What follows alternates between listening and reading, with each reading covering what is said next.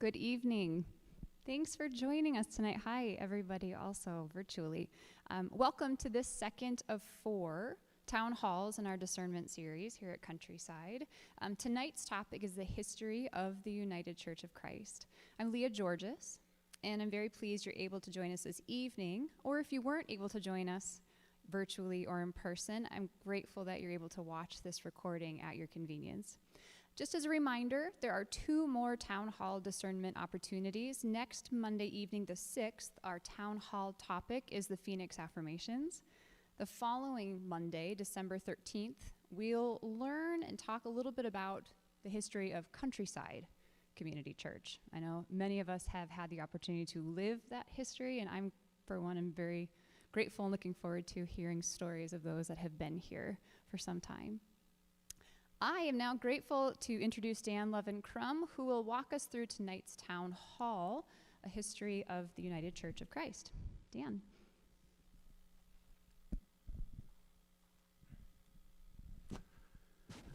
So we're going to have 3 videos. One's about 12 minutes long, and the next one is very short. I'll introduce between those.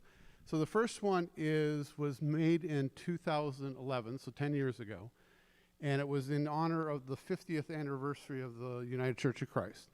So it'll take us up to 2011, and we'll come back, and the other video is a much newer one, which sort of gives you idea of the church's wider mission. And so we'll start with this video. The guy's a little corny. He gets dressed up in different outfits, but it does walk you through the timeline of the history of the UCC. And as I was telling Norm, I've just watching, I was like, oh, that's cool. So there's a lot of interesting information in there. So we'll begin with the video. Oh,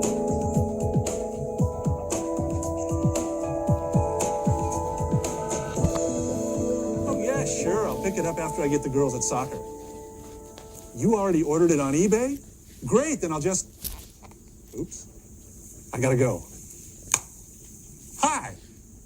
Actually, I've been expecting you. You just arrived a little sooner than I thought you would. I guess you could say the same about our 50th anniversary, right? I'm Hans, the UCC answer guy. I'll be your host for the next few minutes as we travel through the wonders of communication technology along this timeline. Come on.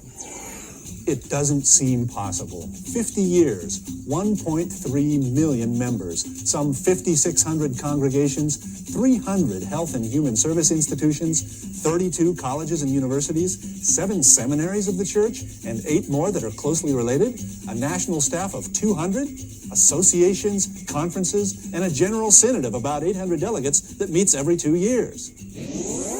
Hello? Are you with me? It's us, the United Church of Christ, the UCC. Yeah, numbers are one thing, but we're so much more than numbers. Okay, answer guy. So who are we? How do you describe the United Church of Christ? A mainline Protestant church? A 1957 union of the Congregational Christian churches and the Evangelical and Reformed Church? A church of testimonies, not tests of faith? A peace with justice, open and affirming, multiracial, multicultural, accessible to all, united and uniting church? A church where God is still speaking? All that, sure, but so much more. We are a unique expression of faith, a heady and exasperating mix of individuals who join together in congregations and groups to live out Christ's gospel in the world.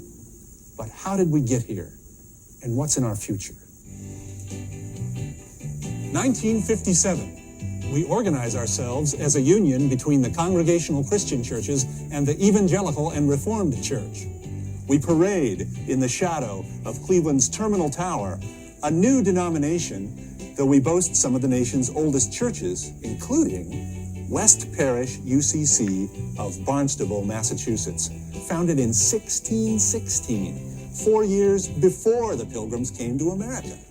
The congregation was formed in London and moved as a group to West Barnstable in 1639. We still gather there in worship each Sunday. And so we begin the journey from the handshake to the comma. Along the way, we develop an identity as a certain kind of church. This happens at several points, but nowhere more intensely than right here. The 1970s, Richard Nixon, Kent State, Ali, Cosell, Saturday Night Live, Billie Jean King, Rocky, The World According to Garth. Women and people of color gain a new sense of identity. In the UCC, it's more than just symbolic. United Black Christians, the Task Force on Women in Church and Society, the Council for American Indian Ministry, Pacific Islander and Asian American Ministries, the Council for Hispanic Ministries. In 1973, General Synod suspends business and sends a plane load of delegates to the Coachella Valley to demonstrate with Cesar Chavez and striking farm workers. We're far from perfect, but at our best, we strive to be a church that is God's mosaic and stands with people of color in their struggle for justice and human dignity. Women step forward in a big way, and the UCC makes room. The Roe versus Wade era is just starting, but already General Synod encourages us to trust women as better moral agents than the government to decide about their reproductive lives. More and more women enter the ministry, many to emerge as leaders in our church. Remember, I found it bumper stickers, televangelists? Conservative evangelicals get lots of attention around the world in the 1970s. The UCC sings a global gospel in a different key, toning down colonialism, turning up our hearing aids to actually listen to global partners. We respond to their requests, not just preachers and teachers, but doctors, tractors, heifers. We invite them to be missionaries among us in the U.S. Hey, answer guy, these new things aren't completely new, right? Right. The explosive 1960s. Society is rocked by civil rights and the Vietnam War. We are challenged by Jack Kennedy and Martin Luther King. We experience cultural disconnects like Mary Poppins and the Rolling Stones. The decade ends with a man setting foot on the moon. In the UCC, the civil rights movement spurs the formation of the Committee for Racial Justice Now and Ministers for Racial, Social, and Economic Justice. The Office of Communication fights huge corporations on behalf of the public interest to ensure that all have access to the airwaves. You still with me? Good, because to get an even better sense of who we are, we need to go back further, before our 50-year timeline begins. Here's one of our own evangelicals, Reinhold Niebuhr, who was on the cover of Time magazine in 1948. During World War II, Japanese Americans sent to internment camps, some of our members among them, and this Congregational church and others came to their aid. And here's Franklinton Center at Brix, North Carolina, originally built by freed slaves, where generations of Afro-Christians go to school and camp and have their faith formed and their leadership nurtured. The Deaconess Society advocates on behalf of health care for the poorest among us. Colleges and churches are founded for freed blacks in the South. An innovative theological movement at Mercersburg, Pennsylvania, counters the extremes of revivalism with liturgy, sacraments, and a vision of Christian unity. Earlier still, UCC forebears in Connecticut are fighting slavery 20 years before the Civil War.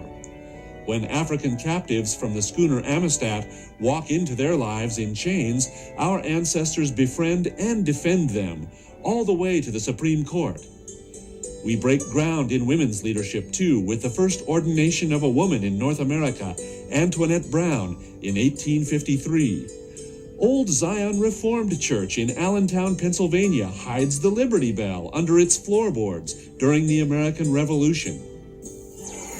Wow. But let's move back into our timeline.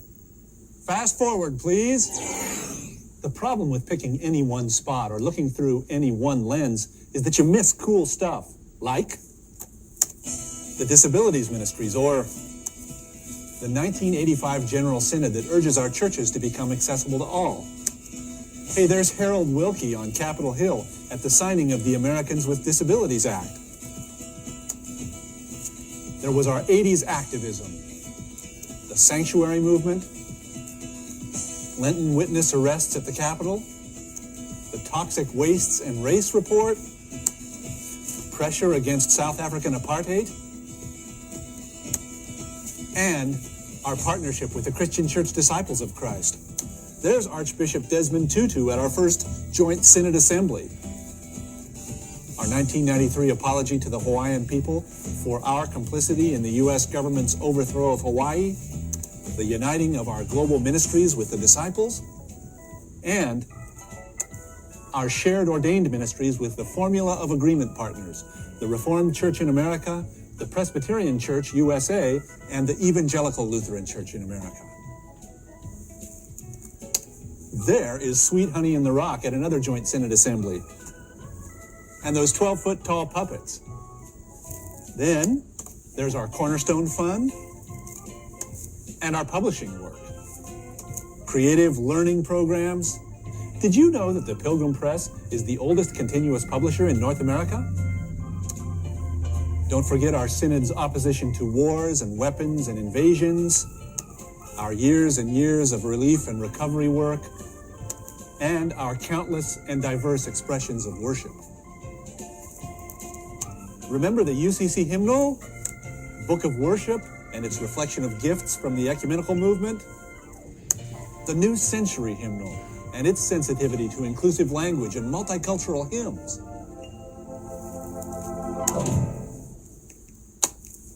Which brings us to the present. Today we're engaged in leadership development and multiple paths to ministry, the ongoing struggle for a just and equitable federal budget, amplifying mainline religious voices in the media, taking back the airwaves from those with an angry, narrow, partisan focus.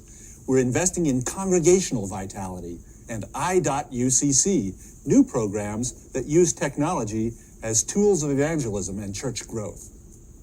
And of course, there is our God is Still Speaking initiative. But if you dropped out of the blue into the United Church of Christ on our 50th anniversary, it wouldn't take you long to hear the words marriage, equality. What the General Synod said on the 4th of July, 2005 about equal marriage rights for gay and lesbian couples has set off another kind of fireworks. But this action has also prompted intense and thoughtful dialogue in and beyond our churches about the nature of family and God's unfolding revelation in our midst. What prompted this whole chain of events?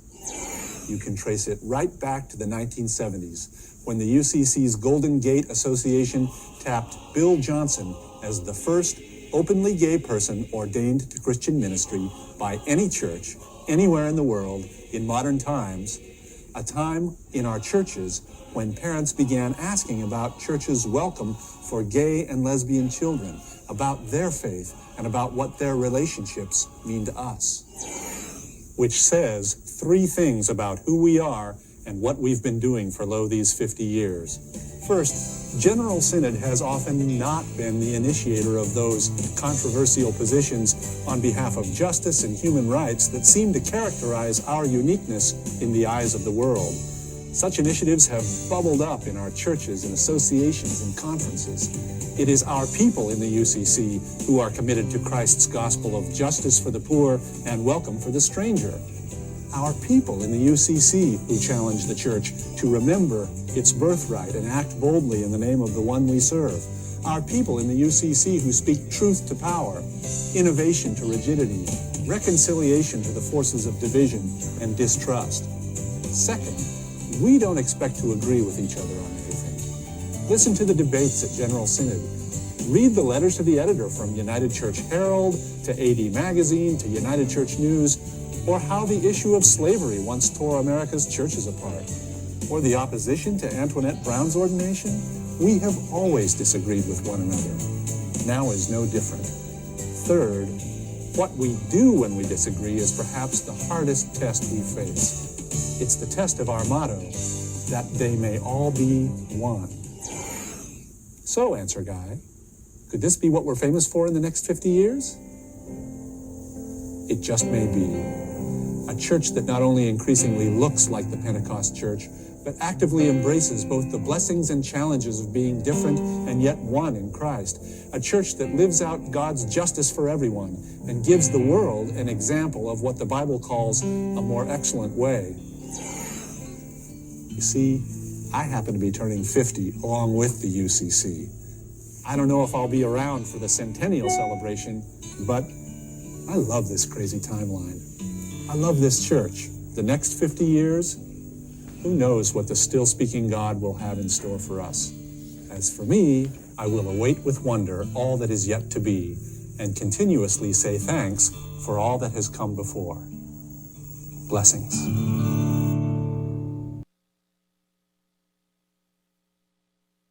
So that's the history of the UCC. The next one is just a 2-minute video that just is sort of a fluff piece. It's the UCC every once in a while puts out different messages. They have a theme for every few years that they do, and so this one is the language of God. It just sort of gives a warm feeling of what the images and music that sort of represent the UCC. Then the next video will start immediately after that, and that is our church's wider mission, OCWM. And we as a church give $50,000 to the wider church as one of the largest churches in the UCC. And it's the money, what you hear there is it's a newer video, and it's a good representation of sort of what support does the UCC have as part of their structure as to the monies that do go to the church. What are they doing for the greater good? So that's what the third video will be. So you can play that one now.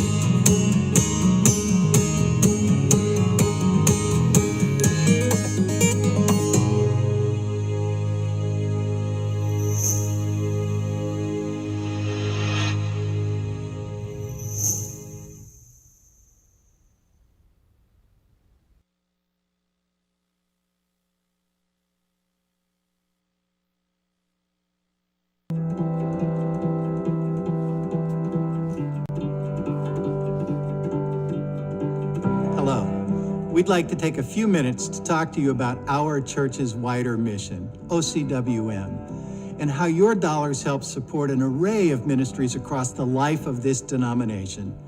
Today, we'll talk a little bit about support for ministers, about the mission work we do around the globe, and the work we do committing to social justice.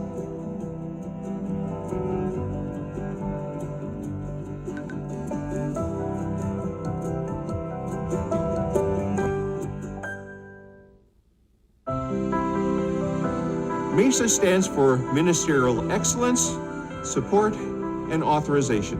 When a student comes forward and feels a call to ministry, we need a structure that accompanies that student and helps them reflect and discern on their call and gives them a path to step towards that call. The MESA team over the past 3 years has done more than 110 trainings in all 38 of our conferences, focused on training our committees on ministries and our conferences and our associations to prepare people for ministry, to support them and hold them accountable while they're in ministry, and to provide resources for them while they're in transition or in the midst of their robust and life-giving retirements. It is one of the ministries of the national setting of the United Church of Christ that touches every other setting, from conferences to associations to local churches to specialized ministry settings such as hospital and military chaplains. So just recently, our local church called a new pastor, someone who's just graduated from seminary a couple of years ago, and this is her first career.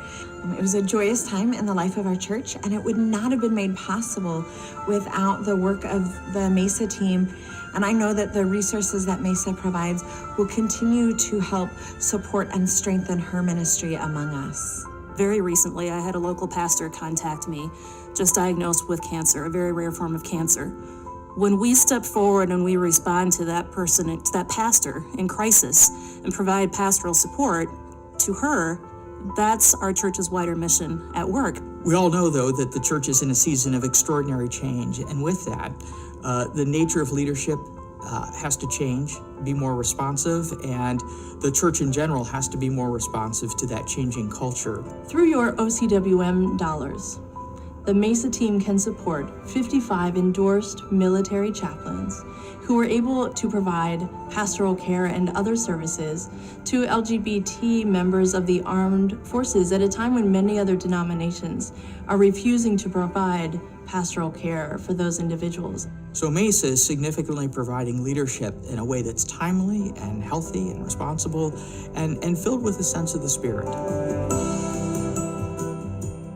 We live in an age where there is much fear and suspicion, and the partnerships that we have in place on the ground that are everyday, ongoing relationships build a kind of connection that can reduce our fear, strengthen our sense of our common humanity, and quite frankly, build a different kind of world. Global Ministries and Wider Church Ministries works in two different ways.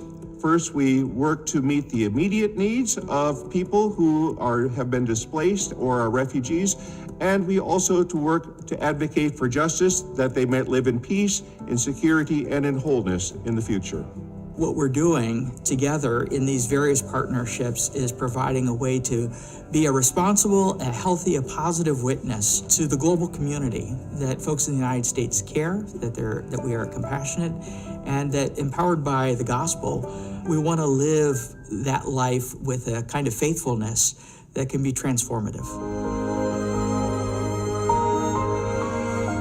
I served as a dentist.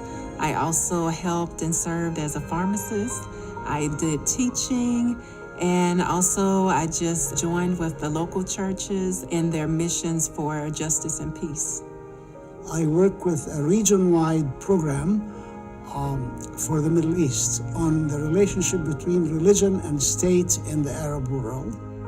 My assignment is to work on English language editing for the consortium for whom we work, and that's to prepare books and articles for publication in English. In 2009, we moved to Zimbabwe, where we were mission co-workers for Global Ministries. Our mission was basically sustainability. The children at the orphanage, if they had meat once a month, it was a miracle. So what we did was we started to raise chickens, because you can raise broilers really fast, and if you do it right, you can make some money at it, so it's a sustainability situation. We also raised some pigs and got started doing raising corn and sugar beans and potatoes. Potatoes were a big hit. We got money to start this project from Global Ministries, and then we had a pretty good farm operation going for a while, and I said to the farm manager, so you know how to plant, you know how to fertilize, you know how to harvest, what do you need me for? And I just assumed he was going to say, you supply the money. I was so wrong. He didn't even stop to think, he just said, you supply the hope. Several years ago, I was able to visit New Orleans. 6 years after the Hurricane Katrina had struck, we were still present and working, still hearing the stories of the disaffected, still working with churches to rebuild communities. When the rest of the world has forgotten, Wider Church Ministries remembers. The United Church of Christ has a deep and long history of social justice, dating all the way back to the days we landed on these shores almost 400 years ago. It was our ancestors who started the abolitionist movement. From those early days of abolition, we became also partners in justice movements for fair labor standards, for women's rights to vote, for the ordination of women, for immigration justice, and once we get into the 1970s, for LGBT rights. This is who we are and this is who we have been. The prevalent social justice issues that the UCC is working on, I would say would certainly be race, women's issues, women's health, economic, environment, and LGBTQ issues. What I would say is that the United Church of Christ is attempting to make a stand for those things that keep us human. The United Church of Christ is one of the few denominations left that still has an office in Washington, D.C. In fact, our office building is directly across from the Supreme Court building. Where employees fully committed to the core values of the United Church of Christ daily walk the halls of power and justice of this country. But when I say social justice, I mean the issues that concern Jesus, the issues that should concern the church, the feeding of the hungry, the caring for of the poor, the welcoming of the immigrant, the providing for the sanctity and the sacredness of our environment. These are the things that concern Jesus. And because they concern Jesus, they concern us. We just last fall had a new curriculum developed on white privilege. So we are looking at ways to tie in that curriculum with sacred conversations on race. White privilege is the study of advantages that give power and wealth to people based on the color of their skin. And we need to be aware of the dynamic of white privilege, because even the best intentioned of white people who have overcome racism have still not struggled with the advantages they accrue simply because of the color of their skin. White privilege is not something that people ask for. It is something that we are born with. But what we do with that privilege makes all the difference in the world, and that's what we're after. Until we deal with that, there will not be racial equity, and the racial barriers will continue to grow wider and wider with each passing generation.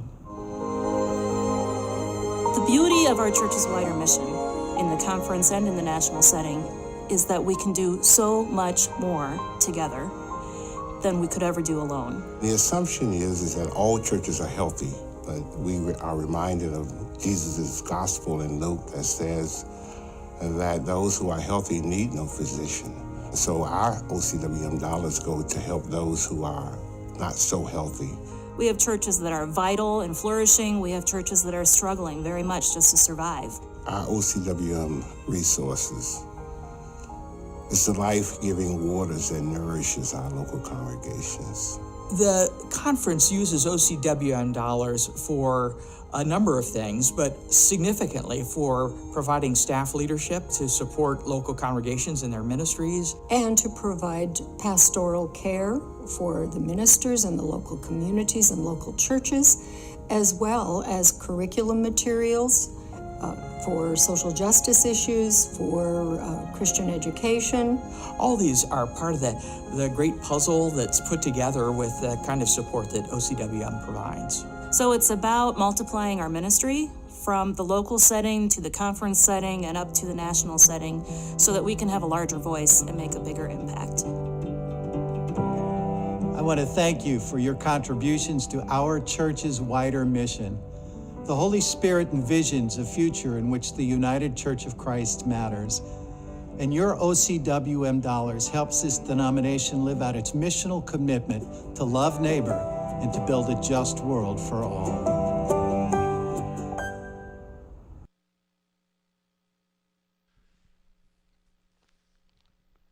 There you go. That's an overview. I asked Norm Pavey, who's been in the UCC for a while, to come up and help answer any questions that anybody might have. So please ask a question so at least Norm didn't drive out here for nothing. Any questions? I just want to say I'm very proud to be part of the UCC. When you see those videos and all the things that are being done to help people, Just makes my heart feel good. By the way, right now, the UCC, 50% of our ordained ministers are women in the UCC. No other denomination is that. Have questions, comments?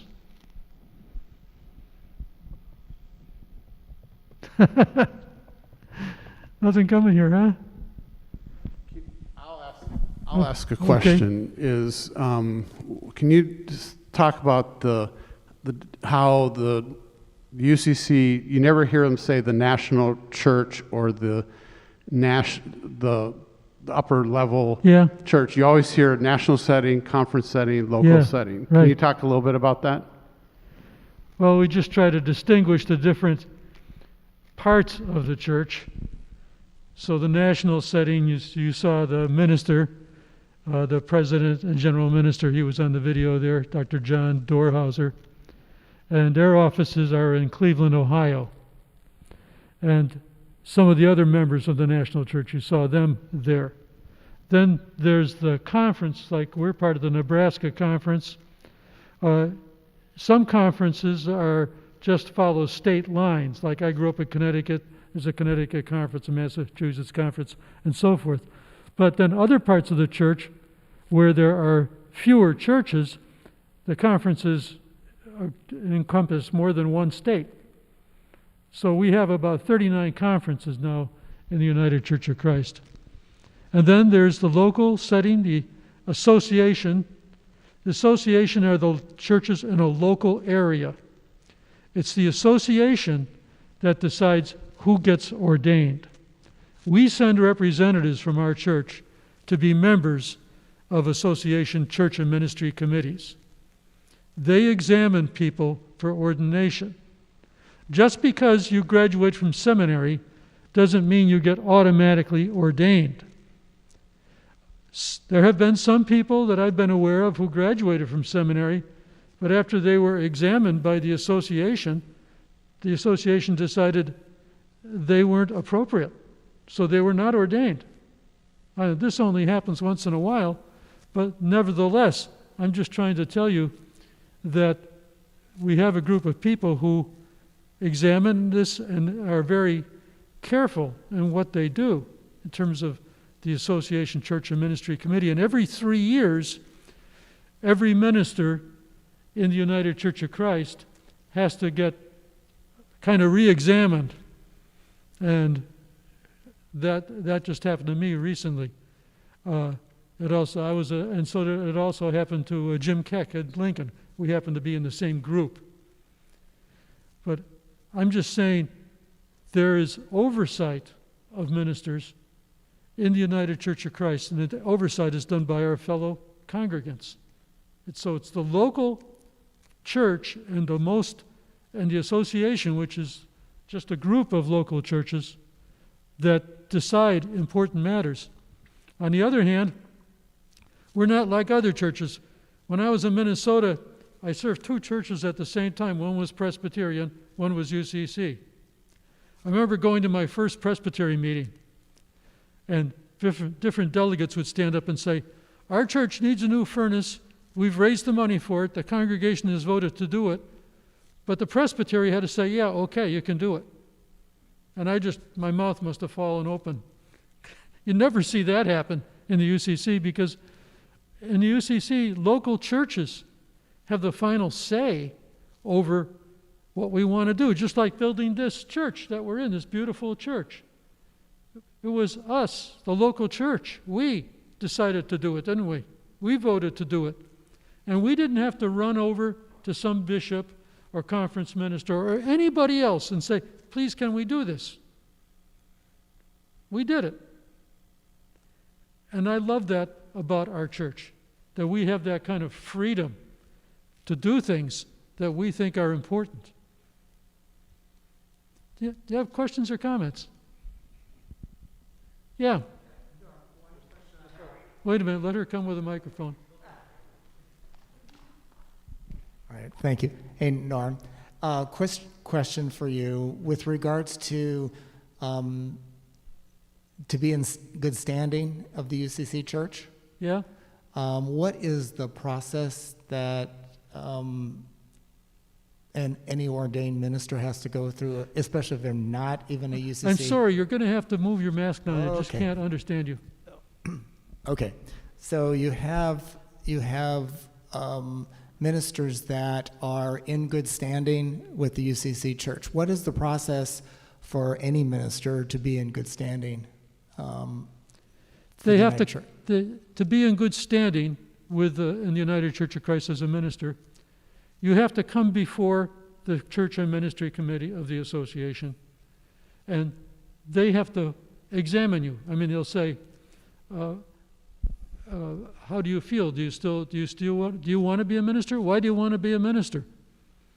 And then about half. I don't know if this is currently the correct, but at least a few years ago, 50% of the ministers in the UCC were ordained in some other denomination, but found their way into the UCC because they wanted to be part of the kind of freedom that we have that's lacking in a lot of other denominations. But they had to be examined to find out whether the association thought they were appropriate or not. I don't know if I'm really answering your question. I mean, I'm curious as what kind of examination they go through to be able to get in good standing. They examine things like their educational credentials.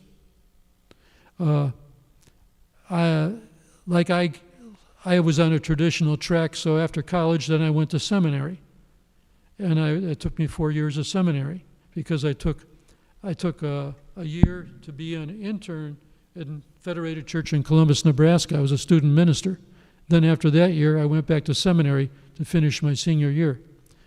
That wasn't required. It was just a seminary thought that some people like myself who didn't have much experience needed to get some experience. Other people had worked in churches while they were in seminary. So depending on the person's background, their educational background, and also their faith walk, how do they talk about that? How do they talk about feeling a call from God? So there's just so many factors that can go into that. It depends on. It's very possible that when our church search committee here comes up with a candidate, that candidate might not be a UCC minister. Could have a background somewhere else. But the association would have to examine that person to find out if they were appropriate. Now, if the congregation already has called that person or wants to call that person, most of the time the association is fine with that, but they still have to examine the person. And, nowadays we might ask questions in these people coming from other denominations. We might ask them, how do you feel about performing weddings for gay and lesbian people? Because a lot of other churches, that's a no-no. The United Methodist Church right now is getting ready to go through a split. You probably know that. Mm-hmm. And so that the individual United Methodist churches are going to have to decide whether they are willing to have somebody be a minister who would perform gay and lesbian weddings, for instance. Not some churches will. I think some churches will say yes to that, and some no. And depending on how they decide it, there'll be a separate Methodist denomination for that. So I'm just throwing that out as something that would be something we would want to find out. I found out years ago one time a church called a minister, came from a different denomination. Everybody loved them until they had a family that had a baby, and they wanted to have the baby baptized. Well, the minister said he wouldn't do it. He came from a denomination that did not baptize children. Can you imagine what that did to that church? Wow. So, there are things like probably people who aren't ministers or don't sit on church and ministry committees would not normally think about that. But the church and ministry committee needs to think about those things and ask those kinds of questions. Okay, thank you. Welcome. Yeah, thank you. Other comments or questions? I see Rebecca sitting back there. Hey, Rebecca, have you come before the Church or Ministry Committee at any point yet? No. I can't hear you. No, I have not. Well, I'm sure you're very aware that at some point, if you want to get ordained, you have to come before the committee, right? Yes. I'm aware of that. Do you have any pointers then, Norm? I can't hear you. You have any pointers then, Norm, before I go in front of the committee? Happy to help you anyway. Yeah. Nice. Okay. Yeah. How much longer do you have to go before you're finished with seminary? I have probably about a year and a half left. Probably what? Can't hear you. A year and a half left. Year and a half left? Yep. You're doing your courses online? Mm-hmm. Yep. So that's good. And that's from Chicago Theological Seminary where you're doing your courses? Yep. See, I graduated from United Theological Seminary, which is in St. Paul, Minnesota. And I just got an update from them, a pamphlet they sent out, and 60% of the students at United now are doing all their courses online. Yeah, it's 60, pretty great. Yeah, and the United just sold the campus that I grew up in, and we have a new campus, much smaller. We don't need all those classrooms anymore. Mm-hmm. Yeah, CTS is one building on the campus of University of Chicago. Yeah, United is just one building now. Yep. Mm-hmm. So things are changing in a hurry. And Andover Newton Theological Seminary, which was in the Boston area for a long time, since 1807, I think, all of a sudden now they moved their operations to New Haven, Connecticut, and they're doing their school within the walls of, what am I trying to think, the Yale Divinity School. So it's like two seminaries on one campus now. Yeah, it's pretty neat. I like it. We have access to a lot of professors who also aren't physically located in Chicago. So yeah, isn't that great? Mm-hmm. Yeah, it's very good. Yeah, so it's really good. Okay, I'm done. Thanks, you, Rebecca. Laura. Just one. Judy, did you have a question? Question as much as a comment. The question was raised, what do the committees on ministry do? And one of the things they do is they require that clergy have boundary training, boundaries training, yep. which is very important. It means that as a professional, you know how to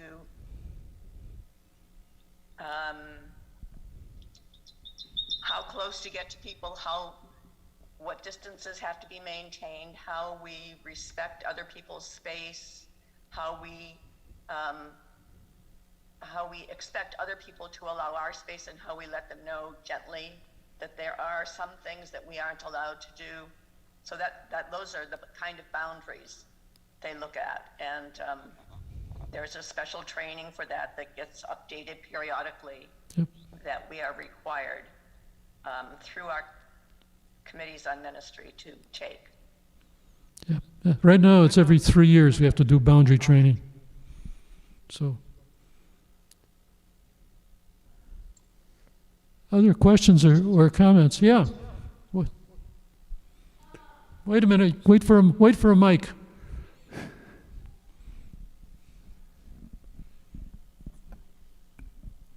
Okay, so along with the boundary... Please get closer to the mic. Okay, is that better? Yeah, it's much better. Okay, so along with the boundary trainings and the examinations every 3 years, what else does continued education look like for ministers in the UCC? In the UCC, we have 3 different kinds of ministers. We have ordained ministers. That's what Rebecca is studying for. That's what I am.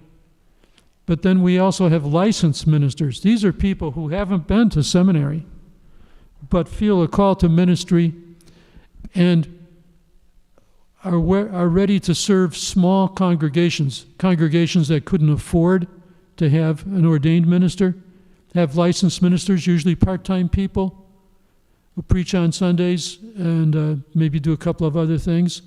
So we have licensed ministers. And then we also have commissioned ministers. Commissioned ministers are usually missionaries, like you saw here. So I don't know if I'm really answering your question or not. Yeah, pretty much. So for example, as an ordained... Can you pull down your mask? I'm sorry, I can't hear you. Okay, so if you're looking at like ordained ministers and things like that, what does their continued education look like? And would it be more through the UCC programs or through whatever universities were attended originally? You're asking me, what do their continuing educations look like for ordained? Yeah. Yeah, well, continuing education can be at university level. It can be lots of different things. But the Committee on the Ministry wants to know what you're doing, and wants to encourage people to get continuing education, update their skills. So as you get in the ministry, lots of times people feel calling to, sometimes, for instance, people feel a calling to become pastoral counselors, and they would need to go to get additional education at a university that offered those kinds of courses. Just one example. Yeah. I got another question. Oh, where's the microphone? It's right here, Norm, with Rebecca. You're back there. Okay. Norm, what do you think the UCC would look like if we tried to extract all of the social justice work from our practice? I'm not clear that I understood what you're saying. What would it look like if we tried to do what? Extract all of the social justice work and influence that is steeped in our theology and in our practices. What would it look like if we ignored those? If we pulled all that out, if we sucked out all the social justice stuff, what would our denomination look like, do you think? You're asking me if we didn't do social justice anymore, what would we look like? Yep. I don't think it would look very good.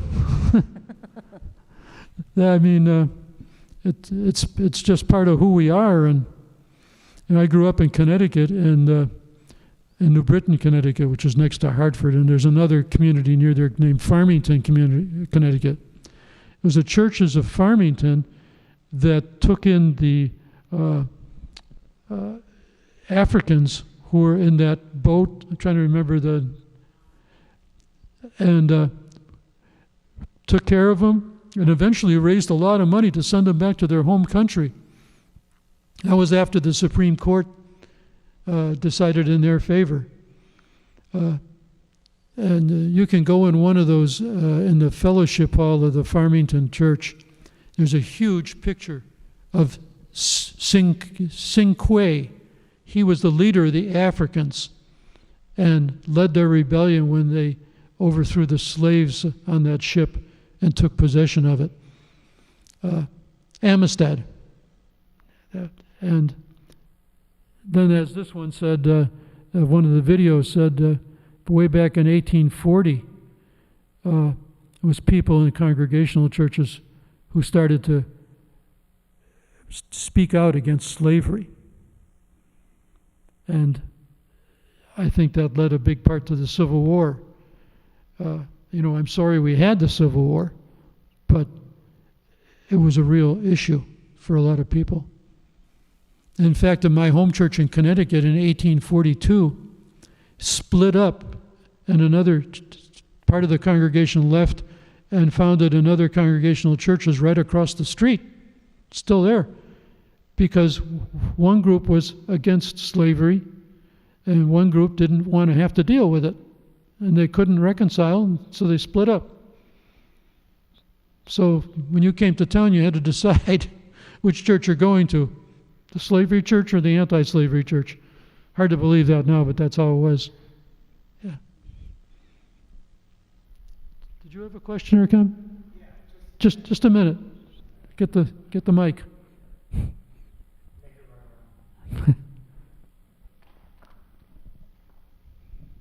I'm just following up real quick on the question that she had with regards to continuing education. Yes.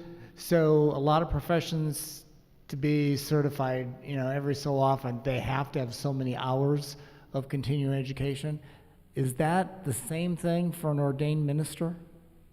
That they have to have so much to maintain any kind of I'm not aware that there's a set number of hours that they have to have, but you do get examined by the Committee on the Ministry, and the committee is going to ask what you're doing for continuing education. It wants to know, and you better have an answer. Okay. Sure. Yeah. It's, I think we all know, especially in today's world, boy, it's really important. Things change so quickly. Try to keep up all the things that are facing you. Okay. Well, thanks. I just didn't know if there was any kind of